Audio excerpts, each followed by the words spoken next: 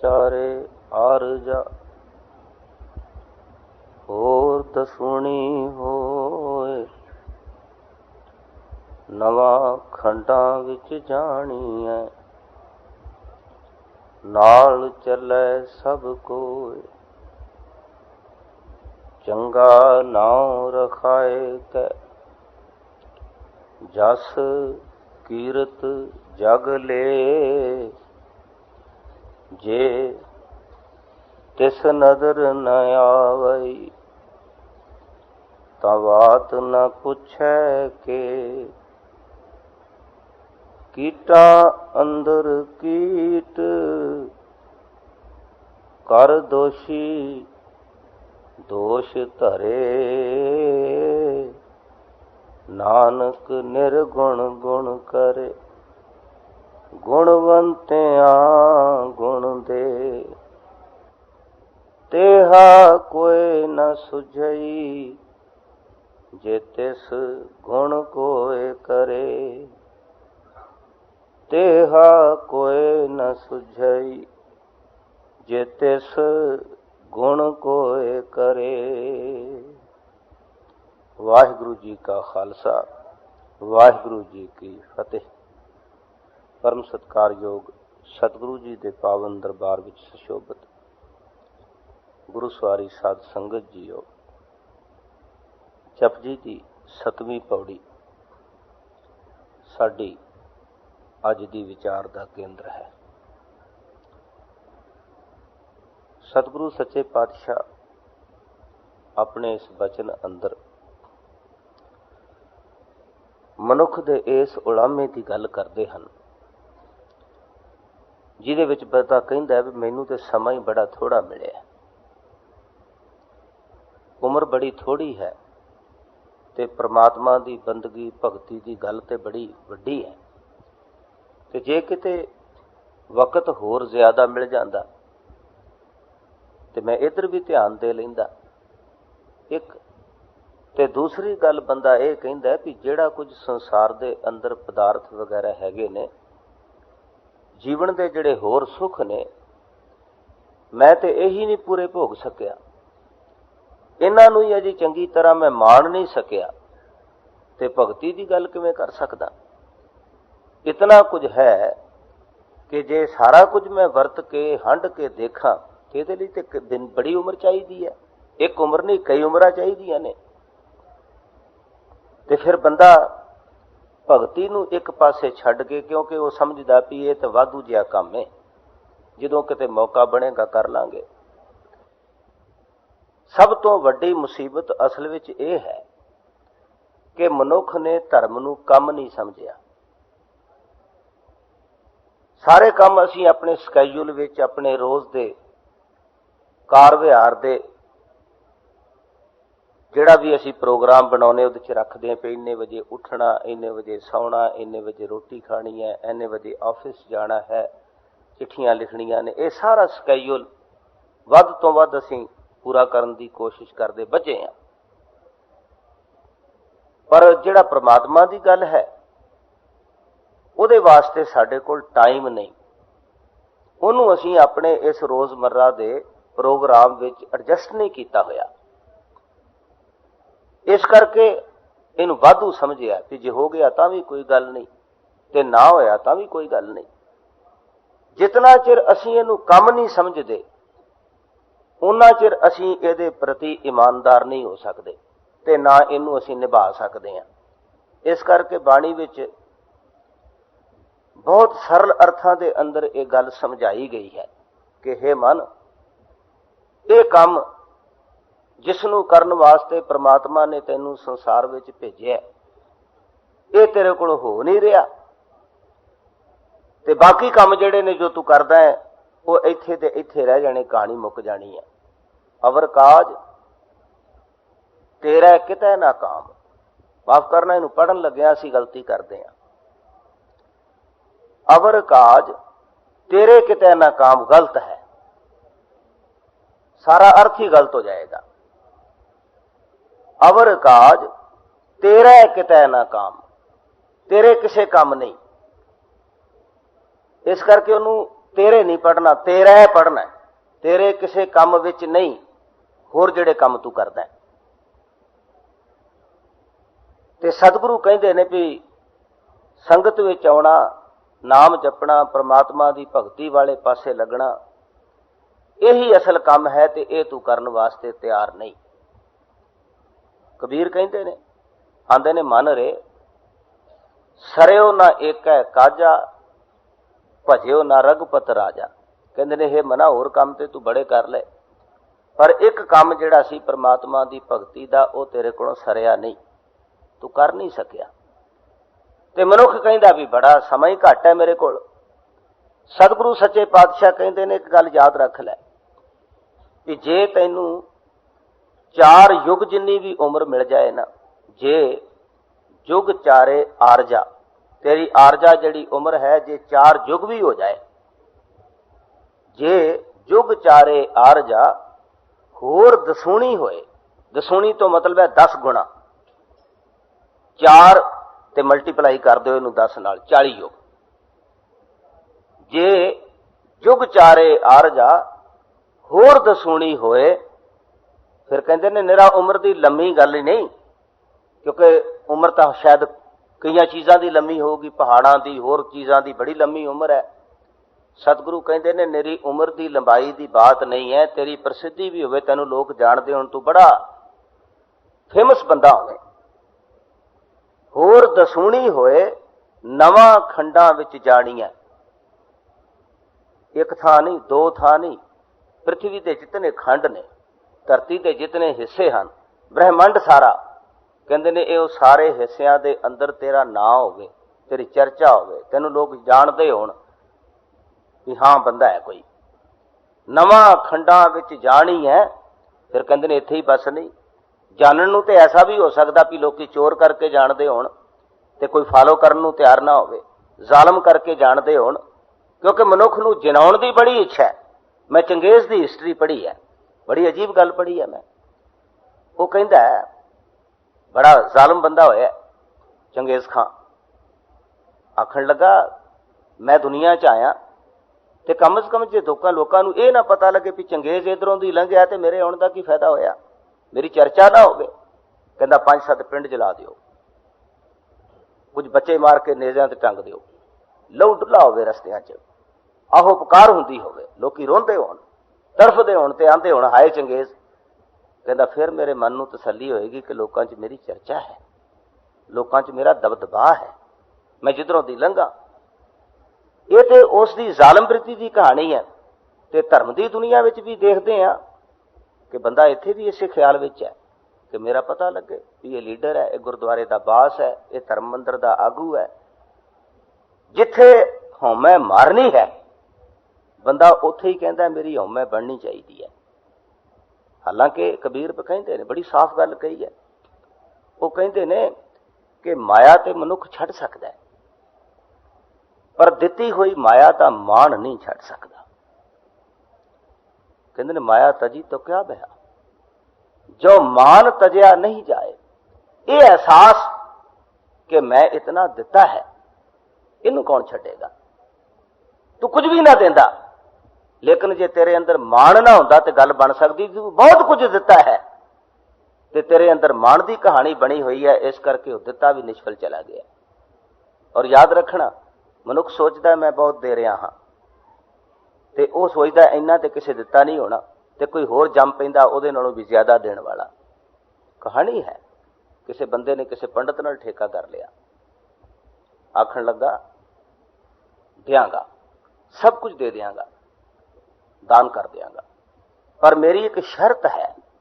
आखिर की शर्त यह है कि मेरा नाम जिहड़ा ना दानी पुरुषों की लिस्ट च हाईएस्ट होना चाहिए, सब तो उत्ते। वो कहने लगे कोई नहीं, ऐसा बंदोबस्त भी होएगा, क्योंकि लुटेरिया का घाटा नहीं है। धर्म में जितने लुटेरे हैं शायद दूजे पासे इतने ना होने, और बेईमान लुटेरे ने।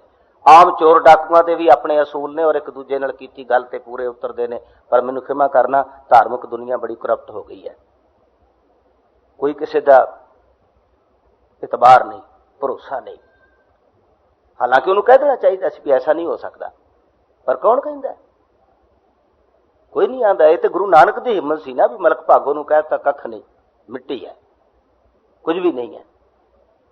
तो यह सो काल्ड गुरु किदां कह सकते हैं? इन्हां दी तो रोटी चलती है उन्हां लोकां दे आसरे, किवें कह सकते हैं? मुश्किल बन जाती है। तो खैर उन्हें ठेका कर लिया, कहता सब कुछ देंगा। वो कहने लगा ठीक है, सब तो उत्ते ना लिखिया जाएगा। कहानी है बंदे नूं समझाउण लई। तो कहते ने भी वो जिस वेले मरिया तो जिस वेले पहुंचा बहिश्त स्वर्ग जो मर्जी कह लो, पहुंच गया। तो उत्थे कहने लगा कित्थे है मेरा नाम? कहते सी सब तो उत्ते होएगा। कहने लगा तू बड़ा भागा वाला है, तैनू तो चांस ही बड़ा वधिया दिता गया। आखिर की आ लै हथौड़ा, आ लै छैणी, ते सामने पहाड़ है, इहदे उत्ते चढ़ जा ते सिखर ते जिथे तेरा चित करे ना अपना नां तू लिख दे। तैनू इहो जिहा चांस दिता गया, शायद किसी नूं कदे मिलिया ना होवे। लिख अपनी मर्जी नाल, जिथे तू समझे भी आ सब तो उत्ते आउण बाकी सब थल्ले ने, उत्थे लिख। चढ़ गया। देख के बड़ा हैरान होया कि कोई थां ही खाली नहीं। बड़ी परेशानी हुई, खिजया। उन्होंने कहने लगा मेरे नाल धोखा कर रहे हो तुसीं, इत्थे तो थां खाली कोई नहीं है, मैं कित्थे लिखा ना? वो कहने लगे एक गल ये भी समझ लै भी ये जितने नां लिखे ने ना, इत्थे नवां नां जे कोई लिखना चाहुंदा है तो पिछला मिटा के लिखना पैंदा है। पहलों लिखिया होया मिटा दईदा, क्रॉस कर दईदा ते फिर उपर नवां लिखिया जांदा है। ते तैनू भी इहो कुछ करना पैना है। ते एक गल होर चेते रख लई कि तेरा नाम मिटाउण वाला भी पिछे कोई आ रहा होएगा, पिछे वो भी कोई आ रहा होएगा। हो सकता साल 2-4 साल लेट आवे, लेकिन आ रहा होएगा। बंदा इस तरह कदे नहीं सोचता। कहता इत्थे पत्थर लगा दिओ। उन्हें ये नहीं पता कि पत्थर मैं अपनी छाती ते रख रहा, ये बहुत खतरनाक है। तो सतगुरु कहते ने लंबी उम्र, बहुत लंबी उम्र। ते फिर इत्थे ही बस नहीं, जे जुग चारे आरजा होर दसूणी होए, नवां खंडां विच जानी है कि ਉਹਦੀ प्रसिद्धि होवे, दूर दूर तक लोकां 'ਚ चर्चा होवे, नवां खंडां विच जानी है। फिर कहंदे ने नाल ਚੱਲੇ सब कोए, हर एक मनुख ਉਹਦਾ ਪਿੱਛਾ करे, ਉਹਦੇ ਨਾਲ ਚੱਲੇ, ਉਹਦਾ ਹੁਕਮ ਹੋਵੇ। पर सतगुरु सच्चे पातशाह कहते इतनी प्रभुता होने के बावजूद भी की होएगा। श्री राग के आरंभ में गुरु नानक देव पातशाह ने एक गल कही है, कहते ने सुल्तान होवां मेल लश्कर तख्त राखा पाओ।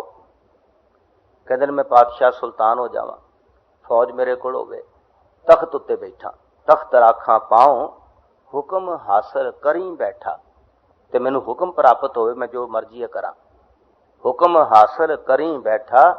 पर कहते ने नानका सब वाओ, कहते ने हे नानक ये सब हवा दा बुल्ला है, इधरों आएगी इधर चली जाएगी। तो सारे बंदे असी हवा दे बुल्ले विच हां, असी चाहुंदे हां कि साडी प्रभुता साडा मान होवे। तो सतगुरु सच्चे पातशाह कहते ने कि जे जुग चारे आरजा होर दसूणी होए, नवां खंडां विच जानी है, नाल ਚੱਲੇ सब कोए। फिर कहते ने चंगा नाम रखाए कै, बड़ा वधिया नाम होवे, बड़ी चर्चा होवे भी हाँ ये बंदा बड़ा धर्मी है, ये बंदा बड़ा नेक है, ये बंदा बड़ा दानी है। चंगा नाम रखाए कै जस कीरत जग ले, जगत दे अंदर संसार विच ओदा जस होवे, संसार च ओदी कीर्ति होवे, ओदी मान वडियाई होवे, जस कीरत जग ले। पर गुरुदेव कहते ने जे तिस नदर न आवई, जे उस वाहिगुरु अकाल पुरख की कृपा दृष्टि का वह मनुख पात्र नहीं ना बनया, उहदी रहमत का पात्र नहीं बनया। जे तिस नदर न आवई तां बात न पुछै के, कहते ने कोई सार संभाल उहदी नहीं होएगी, भाव उहदी आत्मक उच्चता की कोई कहानी नहीं बनेगी। उंज ते हर मनुख जिहड़ा ना, ये ना समझना कि जिहड़ा प्रभुता प्राप्त कर गया, मान वडियाई प्राप्त कर गया, हंकारी हो गया, वो परमात्मा की नज़र विच नहीं है। इत्थे नज़र तो मतलब कृपा दृष्टि का है। परमात्मा की नज़र विच ते हर गुनाहगार भी है, परमात्मा की नज़र विच तो हर चंगा बंदा, सब कुछ उसकी नज़र विच है। इसे करके सतगुरु कहते ने वेख नदरी हेठ चलाएंदा, कि सारे संसार नूं अपनी नज़र विच रख के चला रहा है। उन्होंने सारियां दा पता है, ये नहीं कि उन्होंने पता नहीं किसी का।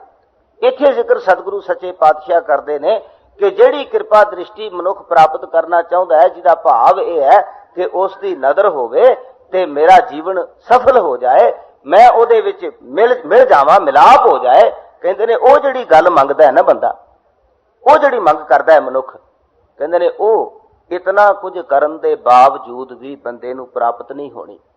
जे तिस नदर ना आवई तां बात ना पुछै कि फिर कहंदे ने कीटां अंदर कीट। कहंदे ने वो मनुख अपने आप नूं बहुत वड्डा गिणदा होएगा, लेकिन है की वो? कहंदे ने वाहिगुरू अकाल पुरख दी नज़र विच तां बिल्कुल छोटा जिहा कीड़ा है। कीड़ियां दे अंदर, कीड़ियां दे भौण विच एक निक्का जिहा कीड़ा। और माफ करना असीं सारे, भावें असीं अपने आप नूं किड्डा वड्डा गिणदे होईए, पर ये सारी धरती परमात्मा की निगाह विच ते मामूली जी बात है। कहंदे ने कोई शागिर्द सी किसी फिलासफर दा, ते बड़ा पढ़ गया, सियाणा हो गया, ते अपने गुरु नूं कहण लगा, उस्ताद नूं कहण लगा अपना ते बड़े सियाणे आ, साडी ते बड़ी संसार विच गल है। वो आखण लगा चंगा दसांगे तैनूं किसे दिन।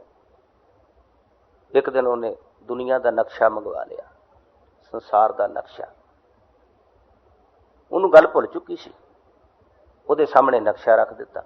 आखण लगा देख जरा इत्थे अपने मुल्क की गल कित्थे क जाए, अपने मुल्क का हदूद अरबा, अपने मुल्क की बाउंडरी, उहदा चेन चक्कर कित्थे है।